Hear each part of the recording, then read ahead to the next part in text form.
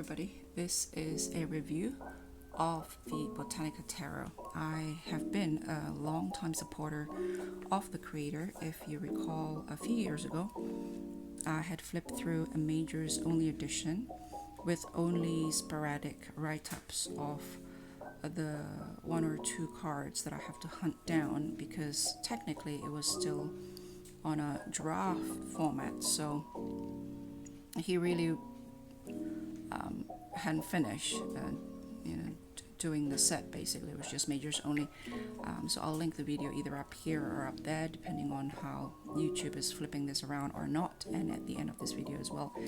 This is the full edition published by Beehive books.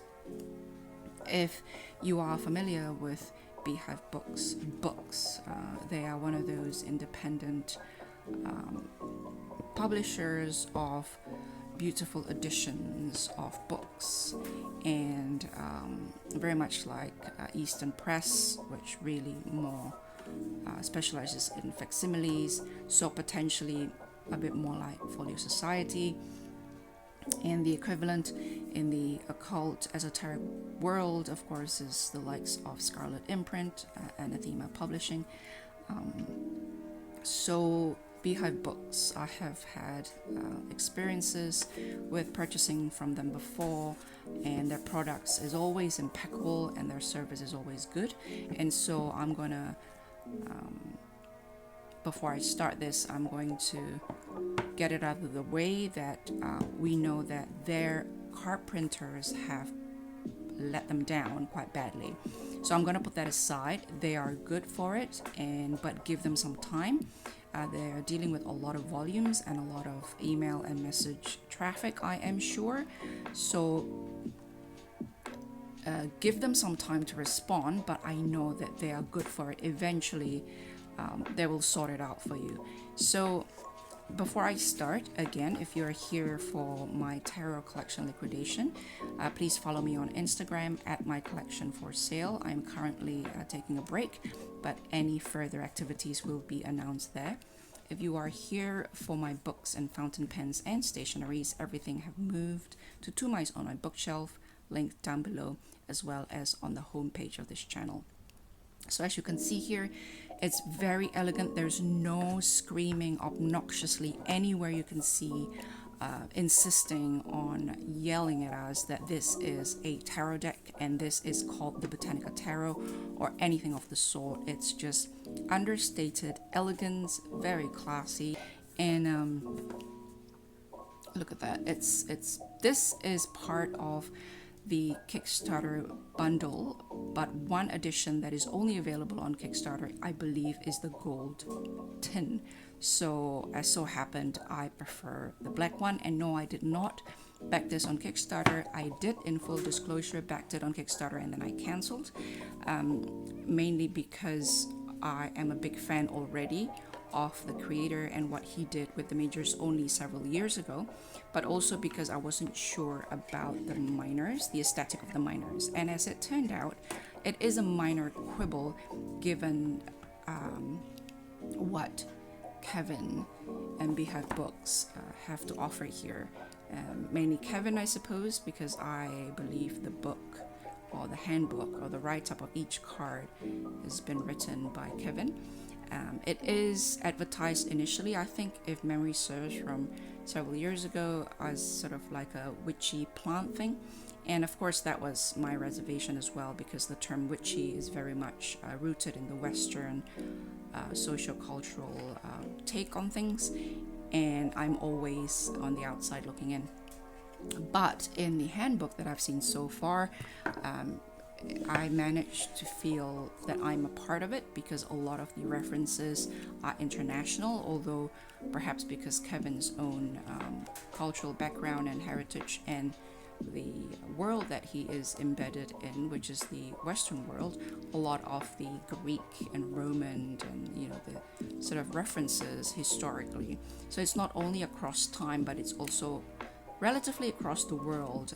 There are other traditions mentioned here of the traditional use of these plants and the symbols that's established, that's felt very international. Unlike a lot of plant-based these things here, a lot of them are either embedded very much on the very Western oriented, quote unquote, pagan and quote unquote witchy tradition, which exclude me straight away. I always feel like on the outside looking in, which is not a new thing for me, but sometimes it's just a little bit too far removed for me. Here I felt like I'm a part of it. There's a discussion of, I think, on the sort of West Asian, North Asian, Middle East, that sort of traditions are all mentioned here. And there's a lot of historical elements here as well about the plants, about the variety of different items included in it. That although if the majority is rooted in the Western world or the heritage of the Western world, namely the Roman, the Greek, it is enough to make me feel like I am welcome. And so let's start with the book, shall we? So Beehive Books are known for their books, and so this is very elegant. It's small, and I can't help but compare this with the Cosmovision. Cosmovision, is it? Yeah, the Cosmovision 2-in-1 books that a lot of us recently receive as a reward for backing up the project on Kickstarter. It seems really busy. It just feels really lumpy.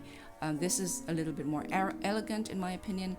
It's just the name of the tarot there. There's no word saying tarot anywhere. It's just Botanica, and I like that because to me it's a bit like if you have a book, you don't say let's say it's a story about, I don't know, Little Women. You don't say Little Women book, do you? You just say Little Women, and we know it's a book.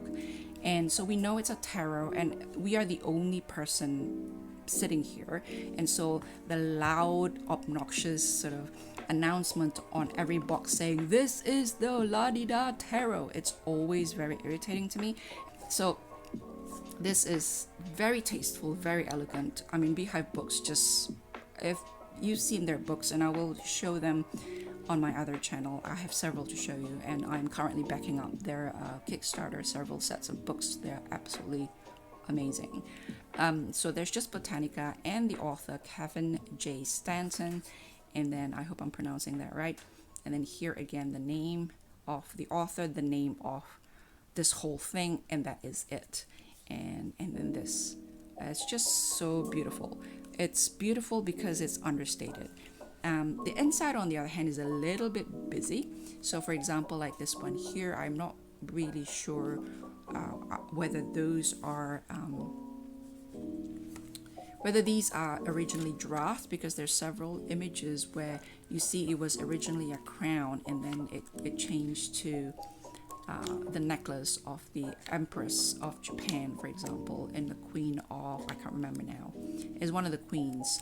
So in one of the queens, instead of a crown, it's a necklace, I believe, or was it a bracelet? Which is, there it is, the chrysanthemum, of course, the chrysanthemum.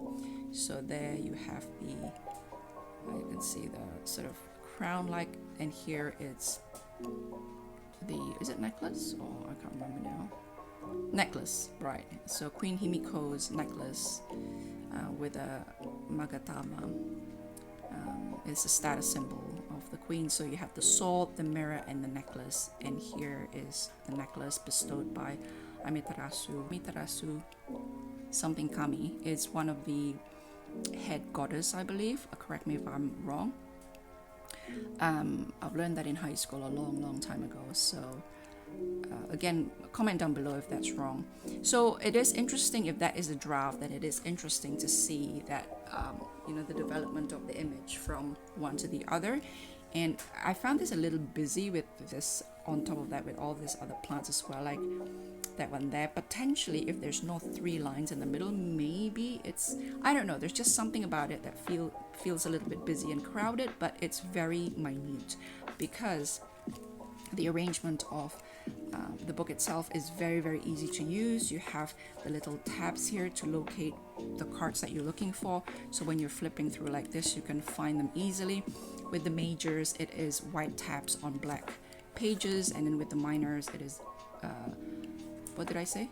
White tabs on black pages, and in the minors it is black tabs on white pages. So it's very, very easy to see, and it's not cumbersome with all the words such as 3 of swords and 3 of coins. It's a simple, it follows on the original design of the major arcana, where you only see no words, you only see symbols, where is this? Symbols like that. Yep, it's not on the book. Okay, let me show you in the cards. Like that. So that's for the devil. That's all you have. Yeah, again, you can see that their printer have let them down, so I'm going to put that aside, and it's not going to be part of the review because they are sorting that out with the printer currently. And so something like that. And so we'll put this here.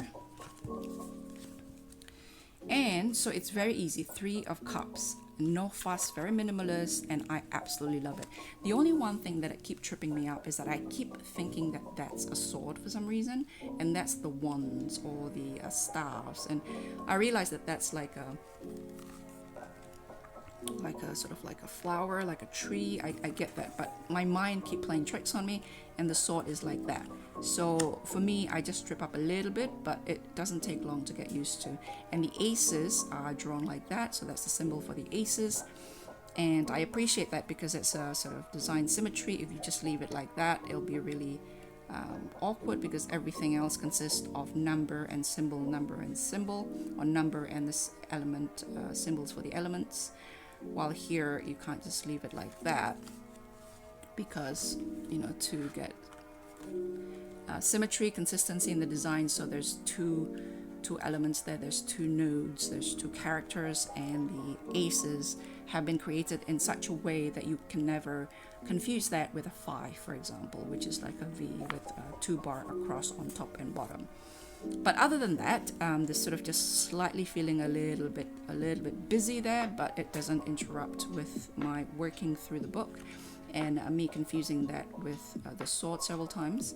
And I also quite like, I know not everyone likes this, but I quite like that the reverse quote-unquote meaning, if you so choose to read the cards, the way I see it, you only read reversal if you read the cards rather than the images on the cards or the stories and symbols behind the images on the cards, if you know what I mean, because the stories on the cards won't change if the card is oriented one way or another.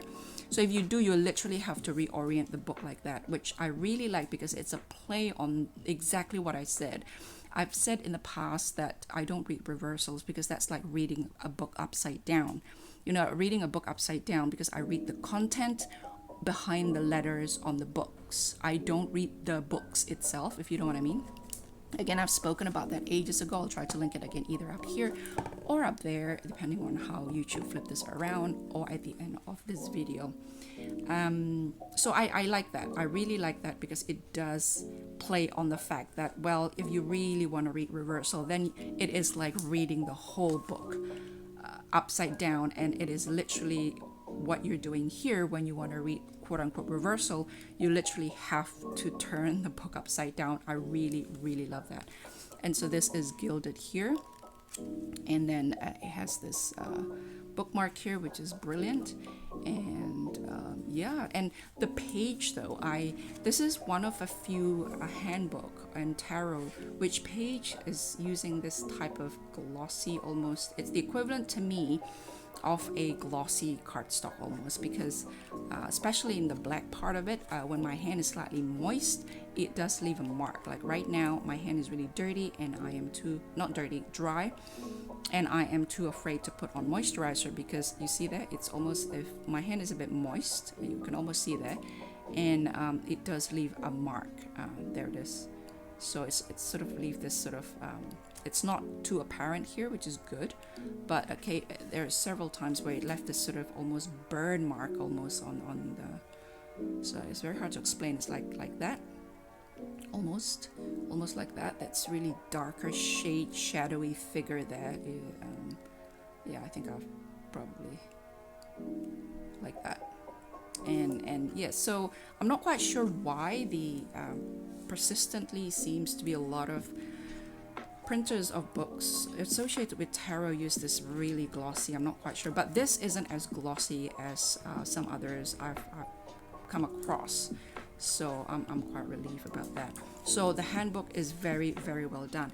And the meat, this is one of those decks where the meat of the deck, so to speak, of the cards is the stories behind the images on the cards. You do have the book, the words behind the images is the meat of the deck, not the images themselves. The images just deliver the words, or the images delivers what the words represents. Do you know what I mean? So if we read a book,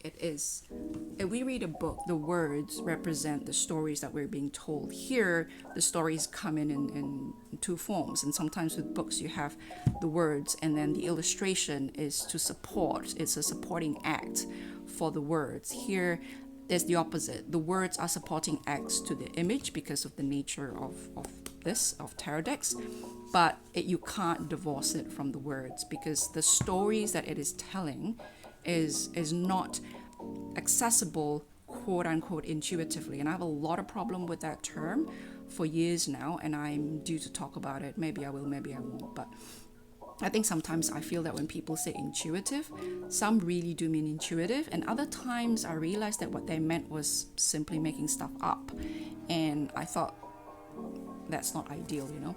So again, I'm going to ignore the printing quality because I've said that at the beginning. I'm going to put that aside because it is an issue with the printer, and they're sorting it out.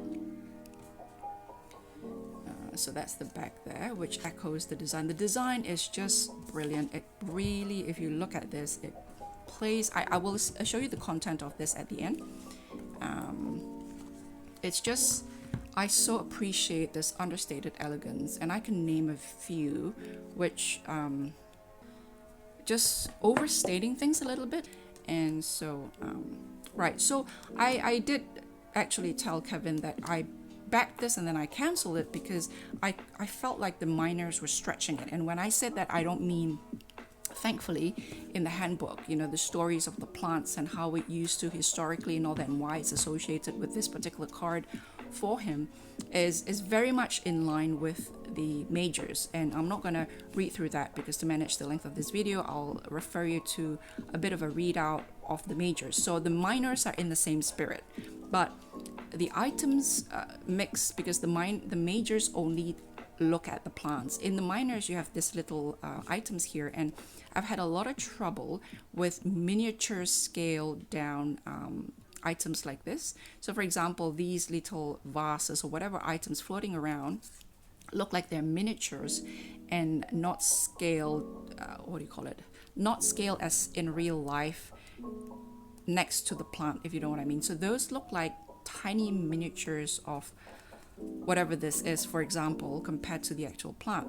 And I've always find that and then you have things like this, which, knowing the size of a chrysanthemum, this could be a choker size necklace, I'm not sure, but this is scaled together, like these two, like the item isn't a miniature version, like the item and the chrysanthemum, the necklace and the chrysanthemum actually are scaled 1:1, so that in real life they look like this. But for example, contrast that with this, it feels like this little pot. I could be wrong. If I'm wrong, please comment down below. But my first impression is that these are miniatures. So then you have miniatures of items combined with the plants, and then real life size items combined with the plants in this particular world that the images occupy on the card. And I find that disjointed scaling throughout the deck kind of visually, in terms of my eyes darting around, it tripped me up. And so this feels like real scale, even though it may not. I don't know, because I don't know I'm not always familiar with all the items. So like this, for example, but you get the picture. And so that was why I decided that like this feels like real life size sword in the middle of a real life size whatever this plant is, right? So and this as well.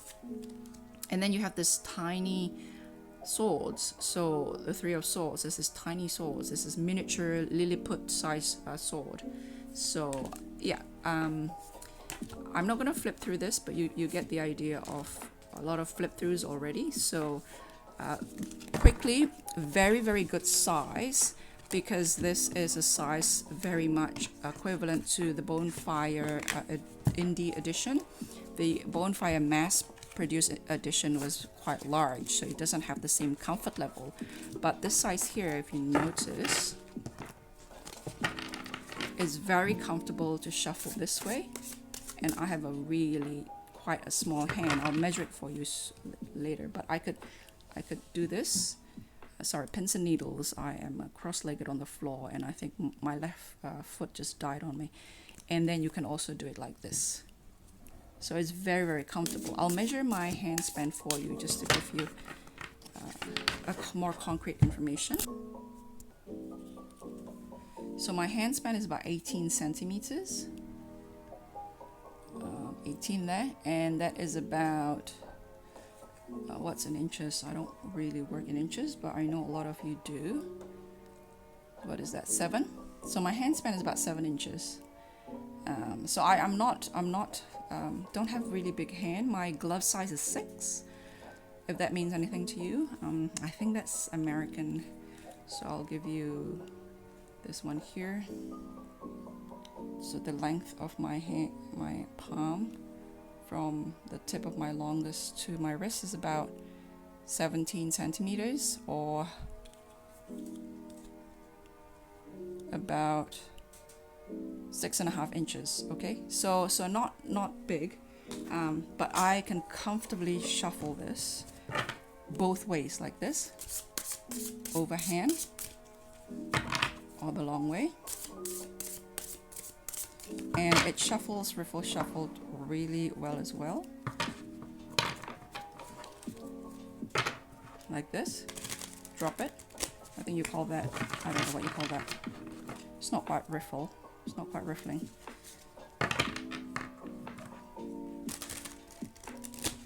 Okay, so let's riffle, which I'm not very good at because it requires a lot of pressure using the hand, and because my hand is already straining this way, riffling just takes too much effort.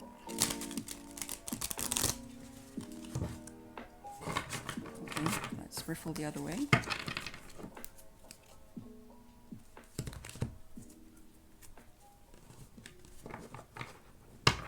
This is not my natural way of riffling, but oh yeah, I see. I don't have the strength. I don't have the strength to bend the cards. It's just too strenuous for me. But I do it this on the side, this way, from the side, or whatever the term is.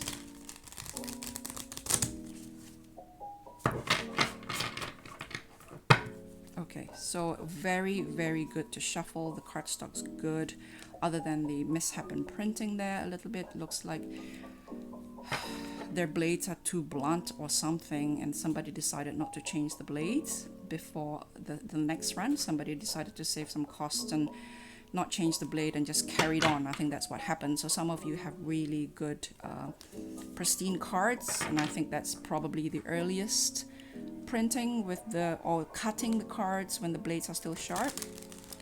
So once again, the card printers have let them down, and they are sorting it out. And so just give them some time. Once you contact them, just give them some time.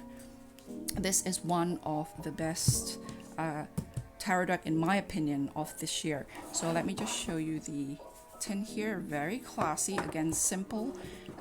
It's not treating you like you are too slow to understand what's in the box.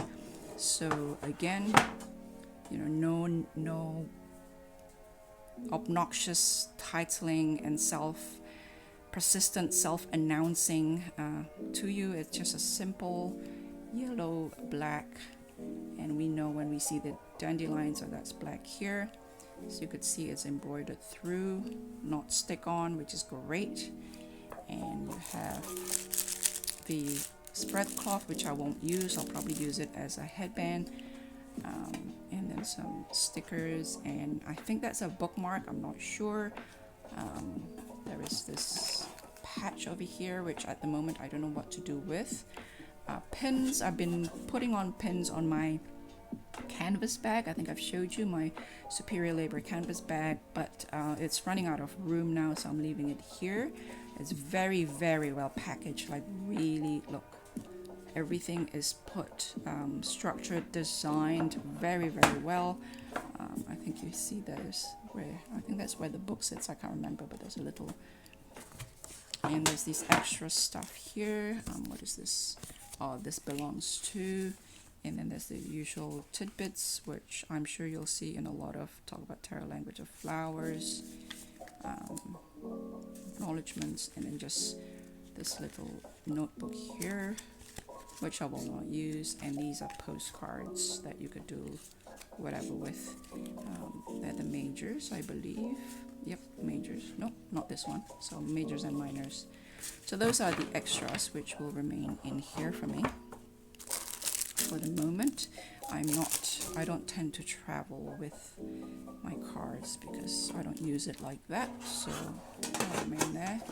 And I've just basically have been carrying these two around at the house, and the box is also very, very well designed because look, you put it here, it's done, and you put it up there. Compare this to some of like the white Newman that I showed you recently. It has a flap at the bottom before you slide the drawer out, and I thought that was overthinking it a bit. I was actually quite baffled as to why they didn't simply turn it upside down and make it like this, so that this way it's like a drawer. You put your finger in and you simply do that, and if you want to stand it up, you push it and then you do it this way. It's such a it reminds me of how a story of how apparently there's an American pen maker who made a pen to be made in space or something because of lack of gravity and all that. Apparently pens with ink are really difficult to use, and then the Russian cosmonauts simply brought pencils with them. Do you know what I mean? Like, it's overthinking it a little bit with those other ones where I think their mind was caught in the fact that it's telescopic with the lid on top of the box, and so that idea of a lid on top of the box is probably stuck in their mind, and so they added like a flap, so you have to open a magnetic flap this way before you can pull the telescopic box apart to get to what's in it. While here they simply see it as a drawer. You have a drawer that looks like so, right, like so, and when you're done you simply stand it up or stood it up, or stood this way, and it's self-securing because of gravity. So again, the elegance and the simplicity of everything that's thought out in this design here, I think is one of the best in 2021.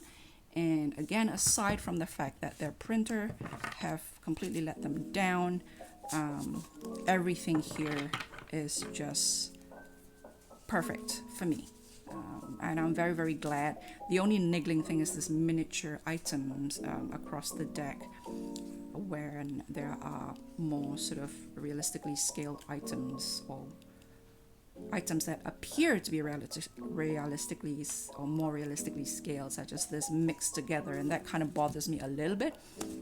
But because the majority of the real meat of the deck is in this book, and it's simple, but you see there, this is what I mean by my finger mark there. It's like literally a struggle, confrontation is brewing strength to endure the ordeal. And then it sort of talk about the highly poisonous species of flowering shrubs, also known as the la-di-da-di-da. And it just goes to the Rider-Waite-Smith, and then it goes to the traditional use, the symbol, everything. And it just is the first plant-based tarot deck that doesn't make me feel excluded, and I rather like that. So that's it. That's a bit long, but I hope that covers everything. I'm going to timestamp all the sections down below because this is not scripted. I have no notes as usual. That's the way I do it around here, and I will talk to you later. Bye.